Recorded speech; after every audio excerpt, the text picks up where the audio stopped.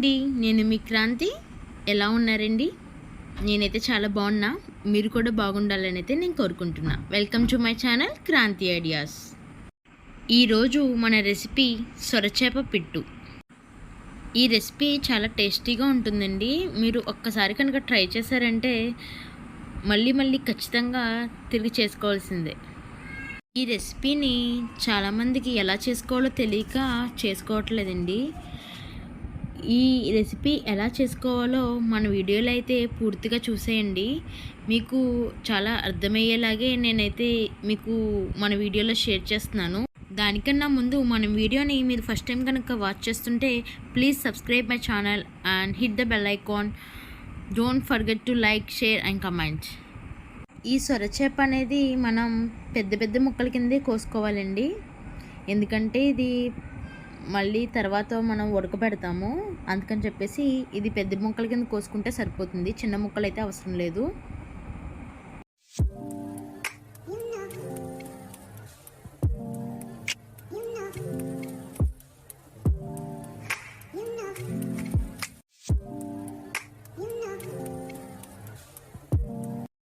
ఈ సొరచేప కాస్ట్ కూడా తక్కువే ఉంటుందండి.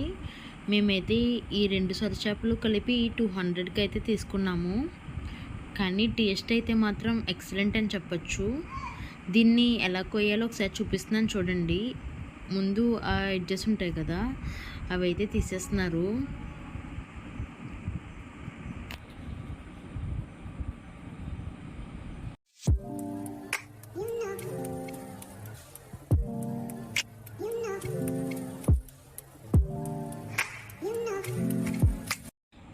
ఇప్పుడైతే ఆ లోపల ఉన్న వేస్టేజ్ అంతా కూడా తీసేయండి.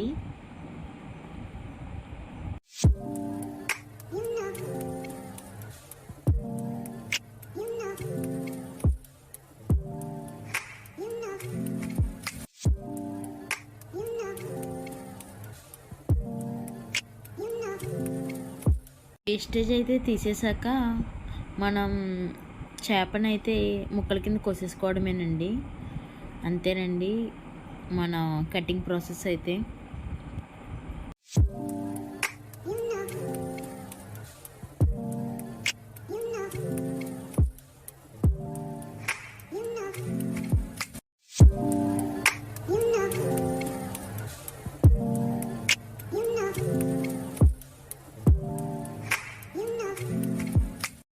ఇప్పుడైతే ఈ ముక్కల్ని మేము 2-3 టైమ్స్ అయితే వాష్ చేసేసుకున్నాము. వాష్ చేసేసుకున్న ఈ పీసెస్ని స్టవ్ ఆన్ చేసుకుని ముక్కలు మునిగేంత వరకు వాటర్ అయితే పోసుకోవాలండి. వాటర్ పోసుకున్న తర్వాత ఈ ముక్కలన్నింటినీ దాంట్లో వేసేసుకుని బాగా పీసెస్ అనేవి ఉడకాలండి. ఫస్ట్ 5 మినిట్స్ హైలోనే ఉంచుకోండి.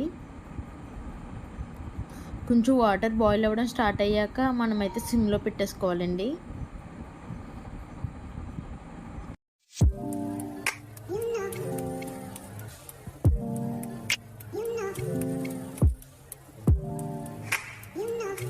ఇప్పుడైతే ఈ పీసెస్ అనేవి ఉడికిపోయినాయండి. ఇవి ఉడికినాయో లేదో తెలియాలంటే మనం ఈ పీస్ అనేది పట్టుకుని పైన లేయర్ ఉంది కదండి, ఆ లేయర్ అనేది వచ్చేస్తే ఈజీగా మనకి రిమూవ్ అయితే మనకి ఈ పీస్ అనేది ఉడికిపోయినట్టేనండి. చూస్తున్నారు కదా, బ్లాక్ కలర్ లేయర్ అనేది రిమూవ్ అయిపోతుంది. ఇలా అన్ని పీసెస్కి ఉన్న బ్లాక్ లేయర్ అనేది తీసేసుకోవాలండి. బ్లాక్ లేయర్ రిమూవ్ అయ్యేంత వరకు మనమైతే ఈ పీసెస్ని కడగాలండి, బాగా వాష్ చేసుకోవాలి.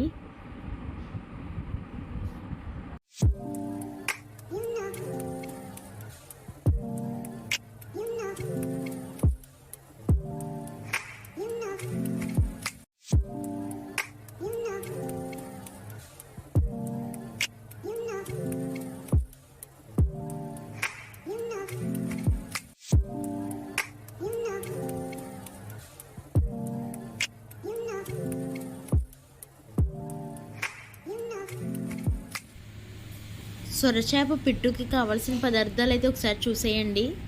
మనం ఉడకబెట్టుకున్నాం కదండి సొరచేప ముక్కల్ని, ఆ పీసెస్, అలాగే ఆనియన్స్ మీడియం సైజ్వి, పచ్చిమిర్చి, సాల్ట్, పసుపు, కారం, కొబ్బరి తురుము ఒక చెక్క, కరివేపాకు. కొబ్బరి తురుము ప్లేస్లో మనం ఎగ్స్ కూడా యూస్ చేసుకోవచ్చు. ముందుగా స్టవ్ ఆన్ చేసుకుని దలసరి ఒక పాన్ అయితే పెట్టుకోండి. దీనికి ఆయిల్ అనేది ఎక్కువే పడుతుంది, చూసుకుని వేసుకోండి. ఆ పీసెస్లోకి అయితే కొబ్బరి తురుము, కారం, కరివేపాకు కొంచెమో ఆ పాన్లో వేసుకోండి. అలాగే పచ్చిమిర్చి, ఆనియన్ కూడా పాన్లో వేసుకోవాలి.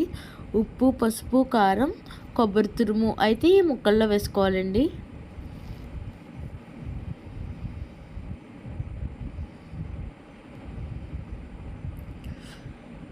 ఇప్పుడైతే మనం అంతా కూడా బాగా కలిపేసుకోవాలండి. ఈ ముక్కలంతా కూడా బాగా కలిపేసుకోవాలి. ఉప్పు, కారం, పసుపు, కొబ్బరి తురుము అంతా కూడా ఈ ముక్కలకి బాగా పట్టేలా కలిపేసుకోవాలి. దీంట్లో అయితే మనకి ముళ్ళులాగా ఉన్నవి ఉంటాయి కదండి, అవి ఉంటాయండి. చేపకి మనకి ముళ్ళు ఉంటాయి కదండి, అవి ఉంటాయి. అవైతే మనం పాడేసుకోకూడదండి. అవి కూడా టేస్ట్ బాగుంటుందండి. ఈ చేపకి అదే ఒక ఎక్స్ట్రా టేస్ట్ అని చెప్పచ్చు. ఈ మిశ్రమాన్ని అయితే మనం బాగా కలిపేసుకోవాలండి. ఇప్పుడైతే మనం దీనికి ఉప్పు, కారం అనేది సరిపోయిందో లేదో చూసుకుని అడ్జస్ట్ చేసుకోవచ్చు.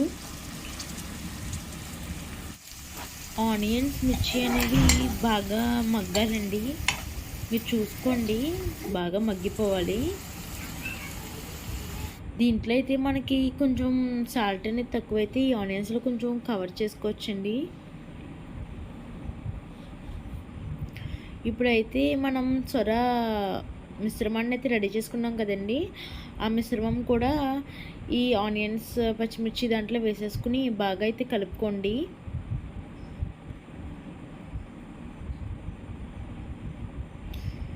ఇది బాగా కలిసిన తర్వాత మనమైతే ఒక 5 మినిట్స్ హైలో ఉంచుకుని తర్వాత అయితే సిమ్లో పెట్టేసుకోండి.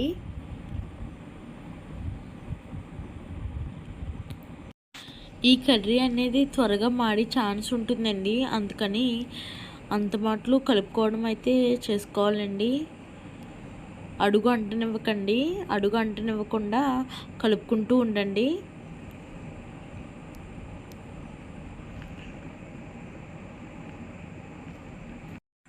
ప్రతి 5 మినిట్స్కి ఒకసారి అయితే మీరు మూత ఓపెన్ చేసుకుని బాగా కలుపుకోవాలి.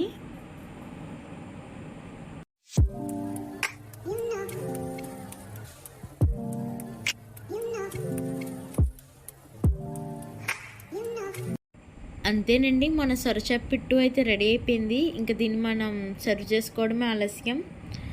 మీరు కూడా దీన్ని అయితే ఖచ్చితంగా ఒకసారి ట్రై చేయండి. ట్రై చేసి ఎలా ఉందనేది నాకు కమెంట్లో అయితే పెట్టండి ఫ్రెండ్స్.